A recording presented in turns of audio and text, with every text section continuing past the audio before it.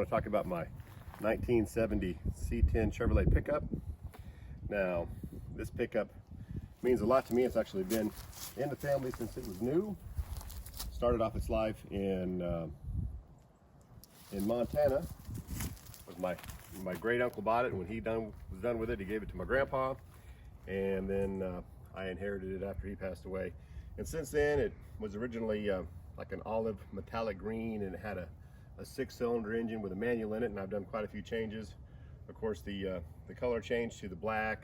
I converted it to automatic and a V8, and also added disc brakes to the front end. And I found a kit that I was still able to maintain the 6-hole lugs on that, and then just converted it to the disc brakes. These rally wheels that I've got on here are off of a Chevrolet K5 Blazer, and I like the look because they're a rally, and then it's a nice wide wheel. So as you can see, I've got my wide tires on there.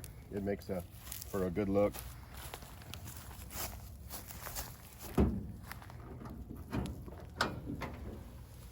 And underneath the hood is, of course, it's a small block Chevy, and it's a 400 small block that's bored out 30 over, so it's actually a 406. And the brackets and things that are on this motor I got off of like a 74 Impala. So if you notice that they're the mid-70s style brackets on the motor.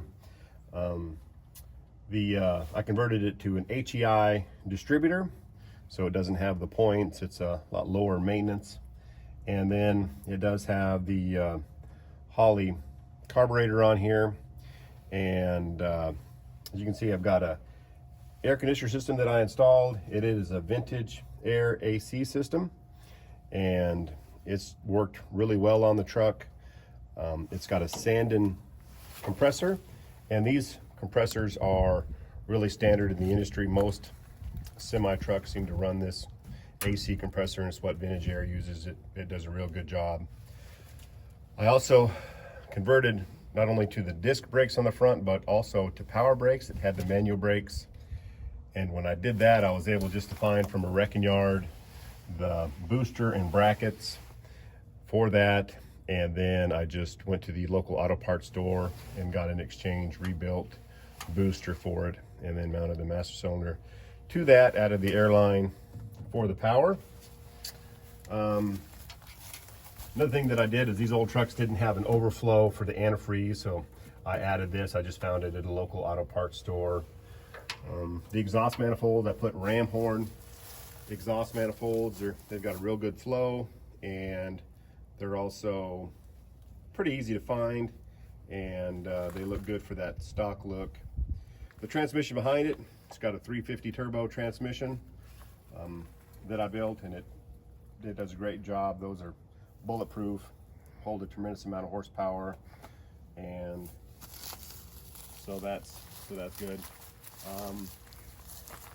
And again, the rallies we talked about, the center caps, I found those online. The K5 Blazers have the fronts have a hole in it, and the back say 4x4, but there are the aftermarkets out there that just have the Chevrolet decal in them.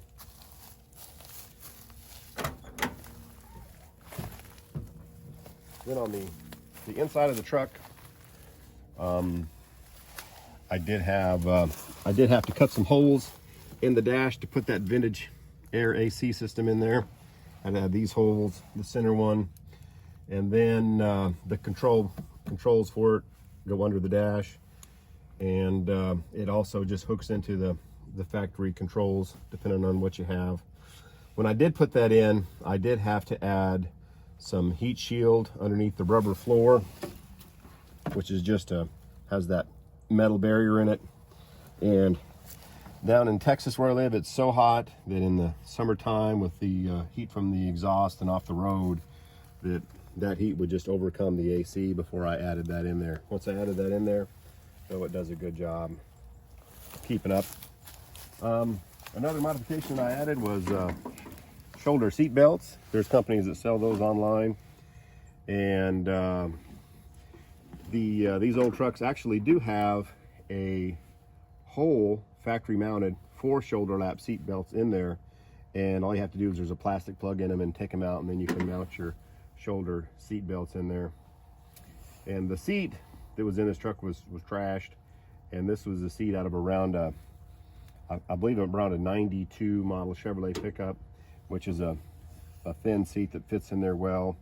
And it was actually a blue seat, and I took some vinyl dye in the spray cans and sprayed it down and to match the black, and I'm real happy with it, with how it turned out.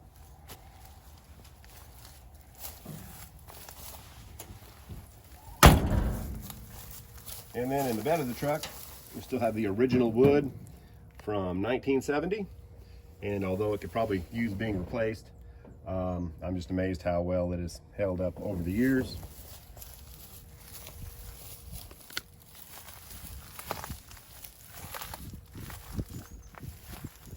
Then in the back, of course, the dual exhaust. We've got some old echo chambers here in glass packs. Gives it a nice throaty sound when you're running down the road. And anyways, that's pretty much the truck. Just wanted to show